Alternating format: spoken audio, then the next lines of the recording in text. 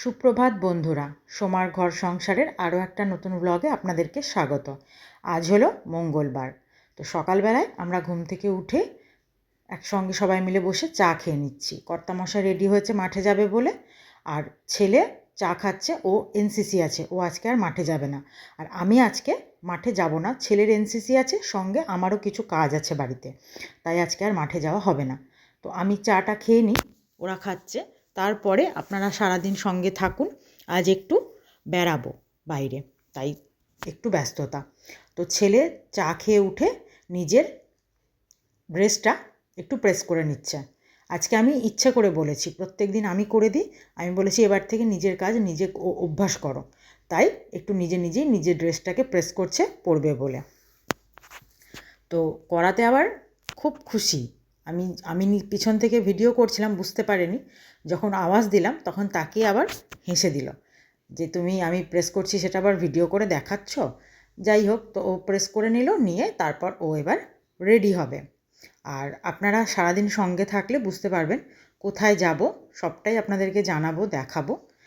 তো এই যে ছেলে সমস্ত ইউনিফর্ম পরে রেডি হয়ে গেছে, এবার জ্যাকেটটা পরছে ঠান্ডার সময়।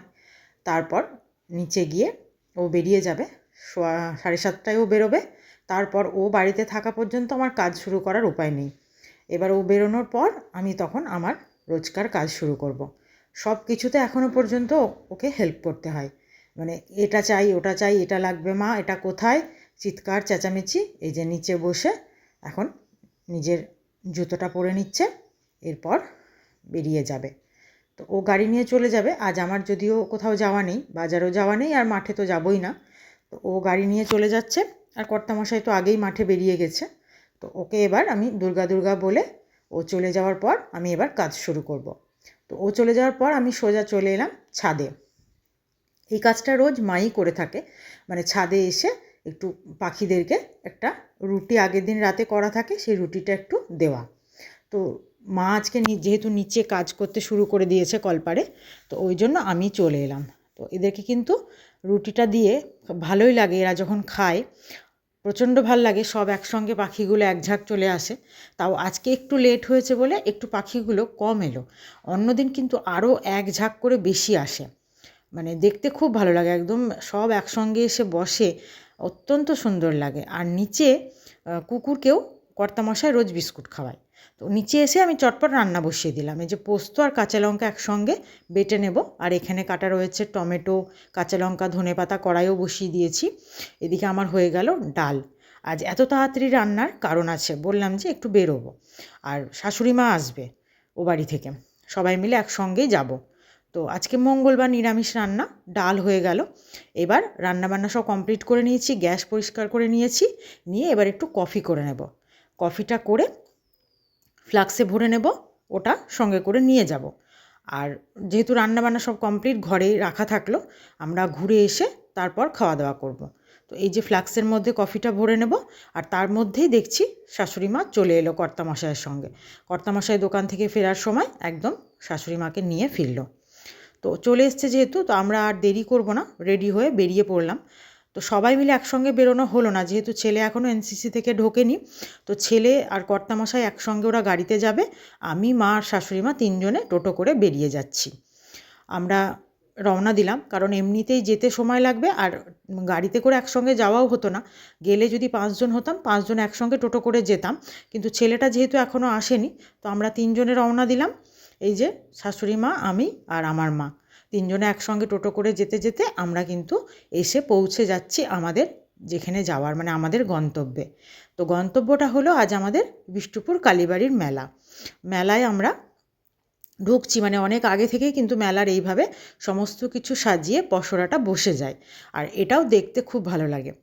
দেখুন এত সুন্দর দুপাশে সাজানো খাবারের দোকান, খেলনা, তারপরে জিলিপি, পাঁপড়, রকমারি লোকজন, এত কিছু দেখে মেলাতে কিন্তু, মানে আপনি যদি ঘুরতেও আসেন শুধু, তাও যেন ভালো লাগে। তো আমাদের মেন উদ্দেশ্য বিষ্ণুপুর মায়ের কাছে পুজো দেওয়া। তো অনেক গত বছর তো দিতে পারিনি, আর তার আগেও আসা হয়নি, ওই করোনা টরোনা এইসব নিয়ে অনেক দিন আসা হয়নি। তো এই জন্য একটু পুজো দেওয়ার উদ্দেশ্যেই আসা, তো পুজো দিতে এসে তো সেইভাবে পুজো হলোই না। এখানে দেখুন লাইন আছে, আমি তার মধ্যে একটা ডালা কিনে নিলাম, আর আমার সঙ্গে আমি দোকান থেকে কাঁচা মিষ্টি নিয়েও এসেছি। কিন্তু একটা ডালা না কিনলে মানে পুজোটা দিয়ে ঠিক মন ভরে না, বলে পৌষ মাসে একটু মূল্য দিয়ে মাকে পুজো দিতে হয়। তো ওই জন্য ডালাটা নিয়ে আমি ঢুকে গেলাম মায়ের মন্দিরে। তো একটাই ভালো যে মন্দিরে কিন্তু এমনি ভিড় আছে, কিন্তু পুজোর লাইন টাইন কিছু ছিল না। আমাদের যেতে একটু লেট হয়েছে, তো ওই জন্য আর লাইন দিতে হয়নি, একদম সরাসরি মন্দিরের মধ্যে আমরা প্রবেশ করলাম। তো পুজোর ব্যাপারটাও কিন্তু এখানে বেশ গণ্ডগোলের, মানে পুজো আপনি সরাসরি দিতে পারবেন না, ওই জাস্ট আপনার ডালাটা নিয়ে মায়ের পায়ে ছুঁয়ে দিচ্ছে, ওই পর্যন্তই। আমি কিন্তু সকাল থেকে আমি আর মা উপোস করেছিলাম। এই দেখুন মাকে একটু প্রণাম করে নিয়ে জাস্ট একটু মায়ের চরণের ফুল চেয়ে নিয়ে আমরা বেরিয়ে গেলাম, আর আমাদের ডালাগুলো মায়ের চরণে ছুঁয়ে দিল, ওটাই পুজো হয়ে গেল। যাই হোক, ওটাই মা দেখলো আমরা মায়ের কাছে এসেছি, এটাই বড় জিনিস। মায়ের আশীর্বাদ নিয়ে আমরা বাইরে বেরিয়ে এলাম, শাশুড়ি মাকে এক জায়গায় বসিয়ে তারপর আমি আর মা চলে এলাম একটু তেলে ভাজা কিনতে। আমরা এই মেলায় এলে কিন্তু ঠিক এইভাবেই সব কিছু ব্যবস্থা করি। একটু তেলে ভাজা সকাল থেকে যেহেতু না খেয়ে আছি, একটু মুড়ি বাড়ি থেকে মাখিয়ে নিয়ে এসেছি, সঙ্গে একটু তেলে ভাজা নিয়ে নিলাম, নিয়ে এবার গিয়ে বসে বসে খাওয়া হবে। কিন্তু তার আগে কর্তামশাই আর ছেলে না এলে কি আর ভালো লাগে খেতে? তো আমি আর মা তেলে ভাজাটা নিয়ে যাই, তারপর দেখি কখন ওরা আসছে, ওরা এলে তারপর আমরা বসে খাওয়া দাওয়া করব।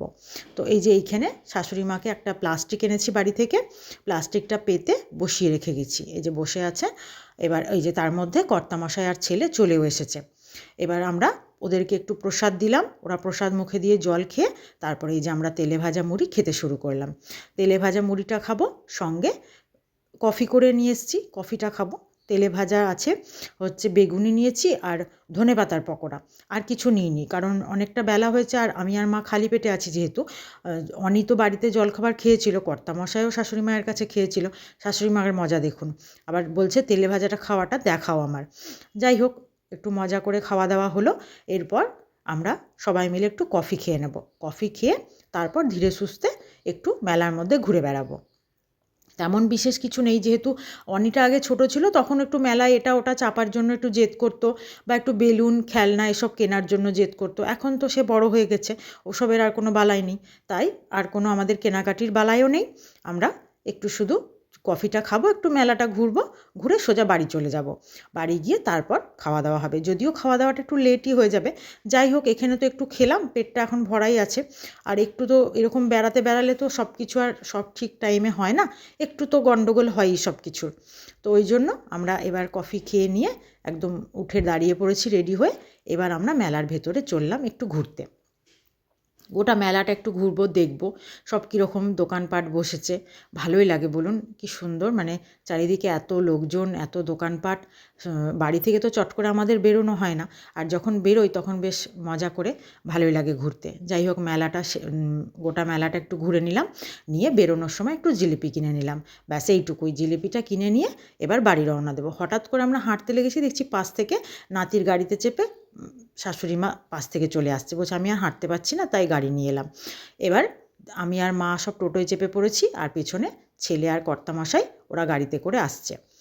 তো আমরা আগে চলে গেলাম, আমরা আগে প্রথমে বেরোলাম, তারপর আবার দেখলাম ওরা পাশ থেকে কখন আগে চলে এসছে। দিয়ে এসে আমরা যখন টোটো থেকে নামছি, তখন দেখলাম ওই যে কর্তামশাই দাঁড়িয়ে আছে ওখানে, একটা বন্ধুর সঙ্গে দাঁড়িয়ে কথা বলছে। আমরা এবার বাড়িতে ঢুকে পড়লাম। বাড়িতে ঢুকে এই যে মা গেটটা খুললো, এবার বাড়িতে গিয়ে আপনাদেরকে খাবার দাবারগুলো তো দেখানো হয়নি আগে, একবার দেখিয়ে দিই কী কী রান্না করেছি। আজকে নিরামিষ রান্না, যেহেতু রয়েছে ভাত, আজকে 2টো ক্যাসরোলে ভাত রেখেছি ঠান্ডা হয়ে যাবে বলে, এখন বেশ অনেকটা বেলা হয়ে গেছে। তো ছেলে তো এসে আর ভাত খেলোই না, শুধু খেলাম আমরা 3জন, মানে 3জন নয় 4জন। আমি এখানে রয়েছে ঝাল ঝাল করে আলু পোস্ত, আর এখানে রয়েছে ডাল, ওই যে তখন বললাম মূলো আর ধনেপাতা দিয়ে ডাল করেছি মটরের, আর এইখানে রয়েছে বেগুন ভাজা। আজ কিন্তু বেশি কিছু রান্না করিনি। আর এইখানে রয়েছে আজকে স্যালাডের সব কিছু কাটেনি, শুধু শসা, লেবু আর লঙ্কা। তো এই আজকে রান্নায় আর একটু আগের দিনের ওই আমলার চাটনিটা বানিয়েছিলাম, সেটা ছিল। এই দিয়েই খাওয়া দাওয়াটা সারলাম। সেরে সন্ধেবেলায় একটু বসে আছি, তখন কর্তামশাই বলল একটু আমাকে জিলিপি দাও এবার। তো আমি জিলিপিটা দিয়ে রান্নাঘরে নেমে এলাম চা বসাতে। আর এই দেখুন, কর্তামশাই আসার সময় 2 প্যাকেট পাউরুটি এনে রেখেছে। এটা আগামীকাল যেহেতু 25শে ডিসেম্বর, তো ওই দিন সকালে জলখাবার বলল পাউরুটি খাবে, তো ওই জন্য পাউরুটিটা নিয়ে এসে রাখলো। আর আমি এখানে চা বসিয়ে দিয়েছি। চা হবে। কর্তামশাই কিন্তু চা খাওয়া পর্যন্ত আর অপেক্ষা করেনি, ও বেরিয়ে গেছিলো জিলিপি খেয়ে। আর এইখানে আমি একটু অনির জন্য মুড়ি মেখে নিলাম। ও কিন্তু সেই দুপুর থেকে কিচ্ছু খাওয়া দাওয়া করেনি, ওই যা মেলার মধ্যে খেয়েছিল আর এনসিসির ওখানে ওদের একটু প্যাকেট দিয়েছিল, ওই জন্য ওর পেটটা ভরাই ছিল। তো ওকে মুড়িটা দিয়ে দিলাম, ওর এখন বেশ খিদে পেয়েছে, একটু মুড়ি মাখিয়ে দিলাম আর সঙ্গে একটু চা করে দেবো। আর আমরা তো একদম বিকেলের বেলায় ভাত খেয়েছি, আমাদের কোনো মানে খিদেই নেই, শুধু 1 কাপ করে র চা খাবো। আর তারপর আর আজকের ব্লগটা আর বেশি বড় করব না, চাটা খেয়ে এখানেই আজকের ব্লগটা শেষ করব। আপনাদের আমার এই ব্লগ ভিডিওগুলো কেমন লাগছে আপনারা কিন্তু অবশ্যই কমেন্ট করে জানাবেন, আর আপনাদের ভালো লাগলে আমারও ভালো লাগবে। আপনাদেরকে অনেক শুভেচ্ছা ও ভালোবাসা রইল। আজ এই পর্যন্তই, ধন্যবাদ।